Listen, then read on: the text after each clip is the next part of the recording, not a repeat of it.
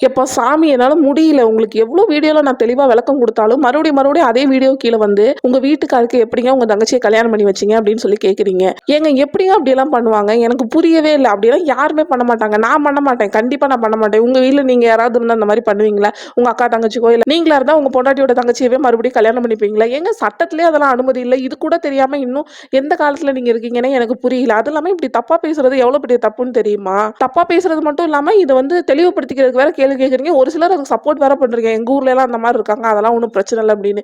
என்ன நெனச்சிட்டு இருக்கீங்கன்னு எனக்கு புரியல. நீங்க தெளிவா ஒரு விஷயம் புரிஞ்சுக்கோங்க. என் புருஷனுக்கு நான் ஒரே ஒரு பொண்டாட்டி தாங்க. கூட்டு குடும்பத்துல இருந்தா நீங்க இதெல்லாம் கண்டுக்க மாட்டீங்க. இப்ப தனி குடும்பமா இருக்கிறனால நீங்க வந்துட்டு இப்படிலாம் பேசுறீங்க. எனக்கு புரியுது. அக்கா புருஷன வந்து மாமான்னு கூப்பிட்டாலுமே அப்பாவுக்கும் ஒரு பொண்ணுக்கும் என்ன உறவு முறை இருக்குமோ, எந்த அளவுக்கு அவங்களோட பாசம் இருக்குமோ, அந்த அளவுக்கு தாங்க இருக்கும். நீங்களா சும்மா சினிமாவையும், சீரியலையும் பார்த்துட்டு குழப்பிக்கிட்டு இருக்காதீங்க. அப்படியே குழப்புறதுன்னா உங்களோட வச்சுக்கங்க. கமெண்ட்ல வந்து கதறாதீங்க தயவு செஞ்சு.